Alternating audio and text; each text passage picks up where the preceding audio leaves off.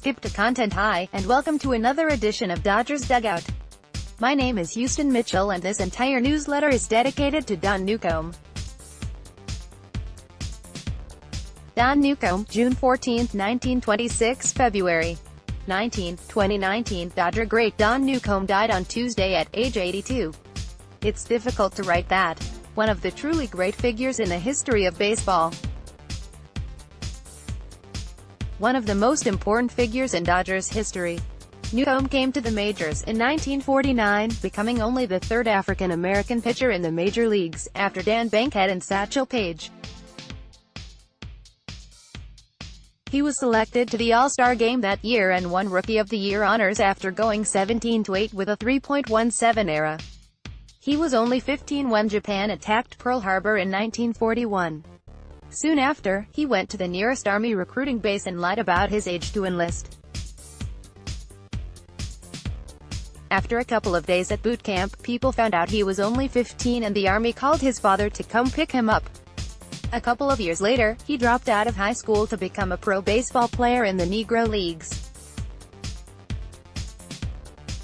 Branch Rickey saw him and eventually brought him to the Dodgers. He spent 3 full seasons in the minors, throwing the only no-hitter of his career with AAA Montreal in 1948, when he went 17-6 with a 3.14 ERA. He was in the majors the next season.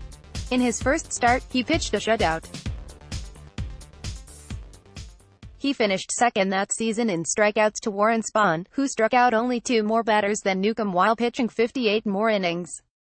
He had his best season in 1956, going 27-7 with a 3.06 ERA, becoming the first pitcher to win the Cy Young and MVP awards in the same season. That also made him the first player to win all 3 major awards. And Verlander has since matched that feat. My favorite Newcombe stat: after he left the majors, he played in Japan for a season, in 1962. He didn't compete as a pitcher. As a hitter in the majors, Newcombe hit .271 with 33 doubles, 15 homers and 108 RBIs in his career, including an astounding .359 with 9 doubles, 7 homers and 23 RBIs in 1955. So in Japan, he played first base and the outfield, only pitching in 1 game. In 81 games as a hitter, he hit .262 with 23 doubles, 12 homers and 43 RBIs. But as good as he was on the field, it was what he did off the field after his career ended that lifted him into greatness. While playing, Newcombe was known around the league as a heavy drinker in a sport that had many heavy drinkers.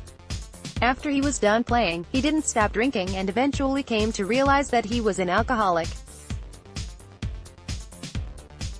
He often said he knew he had a problem when his wife threatened to take the kids and leave him after he pawned his 1955 World Series ring to get enough money to buy more alcohol.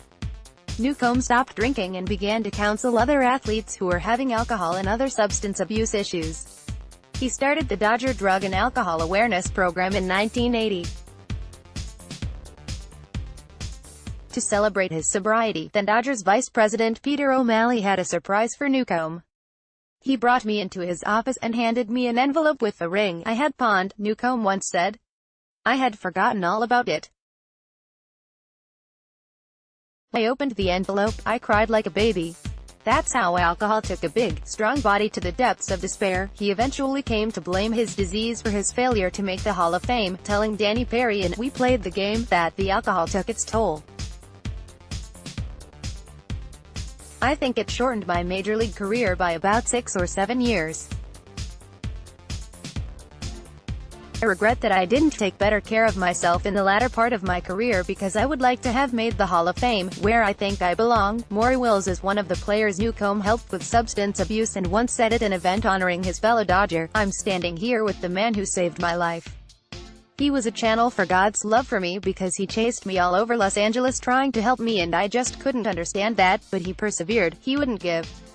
And my life is wonderful today because of Don Newcombe." Clayton Kershaw. After learning of Newcombe's death, anytime you lose someone that you've known for a little while, it's a sad thing. But it was a pretty incredible life. Great story. He was a pioneer for a lot of different things in baseball. Just getting to know him over the years, great man. And he'll be missed for sure. Kenley Jansen, I learned to be a better father to my kids. Better husband. So definitely learned a lot from him, but this quote from Newcombe does a perfect job of summing up what made him great, what I have done after my baseball career and being able to help people with their lives and getting their lives back on track and they become human beings again, means more to me than all the things I did in baseball. The Dodgers will wear a patch with a No. 36 this season to honor Newcombe.